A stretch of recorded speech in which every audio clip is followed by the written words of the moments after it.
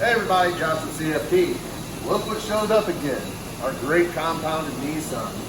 Alright, while it's here, we actually have a Nissan. We're going to talk about the whole crank injector failure, blah, blah, blah, and the whole entire fix and resolve issue. To keep that from happening is just general maintenance. So one of the general maintenance things is down here on the frame rail is one of your main electrical harness plugs for all your injectors and your ACM and so on.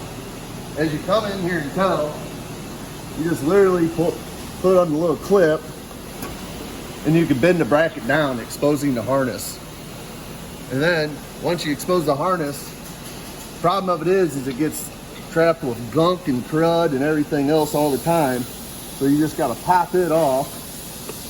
And once you get it all popped off, you can clean it all out and so on. But all you gotta do is take your favorite dielectric grease and just cover it up real good.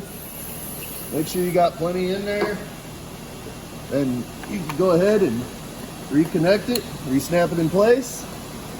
That's it.